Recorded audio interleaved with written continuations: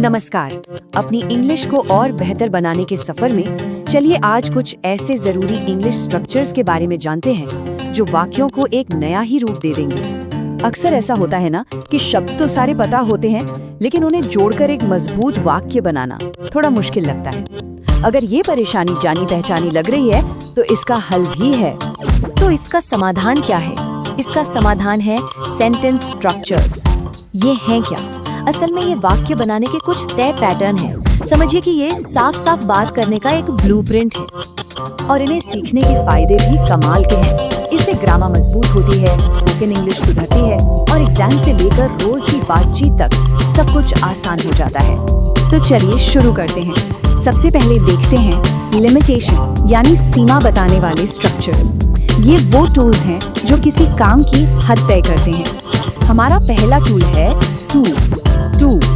इसका इस्तेमाल तब होता है जब कोई चीज इतनी ज्यादा हो कि उसकी वजह से दूसरा काम करना नामुमकिन सा हो जाए। इसका फॉर्मूला बहुत सीधा है। टू, फिर एडजेक्टिव या एडवर्ब और फिर टू के साथ वर्ब।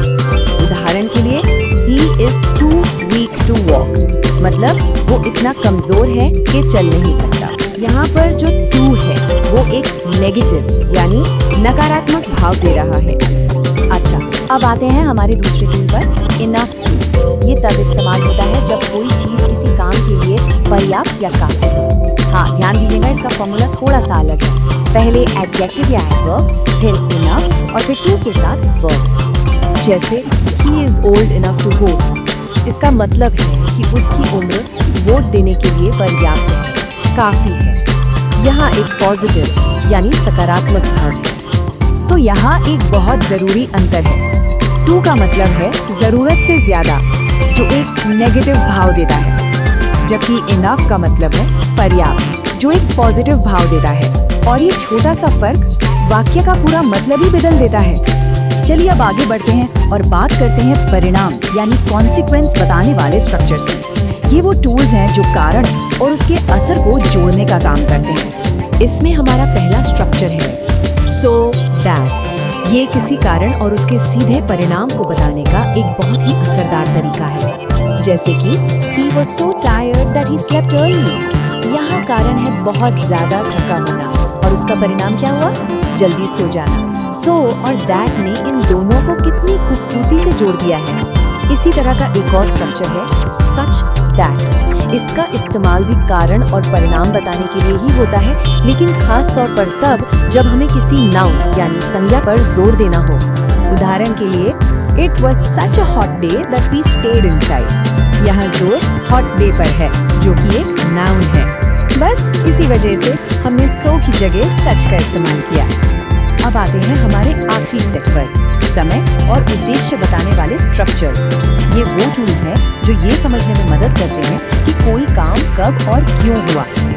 पहला है as soon as। ये एक बेहतरीन टूल है ये दिखाने के लिए कि एक काम के खत्म होते ही फौरन दूसरा काम शुरू हो गया।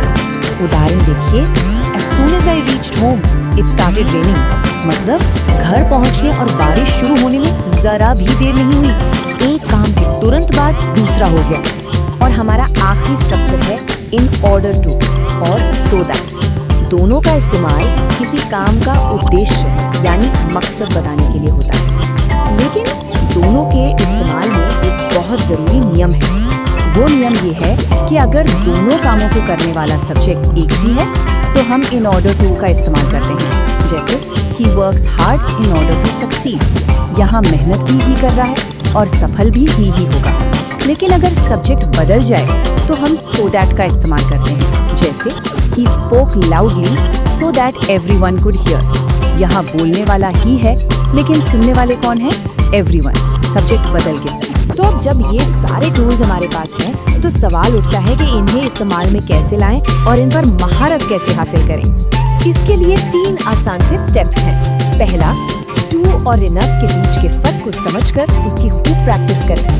दूसरा, हर स्ट्रक्चर के लिए अपने खुद के उदाहरण बनाएं। और तीसरा, जो सबसे जरूरी है, इन स्ट्रक्चर्स को अपनी रोज की बातचीत में शामिल करें। और हमेशा ये बात याद रखिए, गलत स्ट्रक्चर का मतलब है गलत मतलब। सही स्ट्रक्चर का इस्तेमाल ही अपनी बात को सही तरीके से दूसरों तक पहुंचाता है। तो इन स्ट्रक्चर्स को प्रैक्टिस करते रहिए और अपनी इंग्लिश को और भी असरदार बनाते रहिए।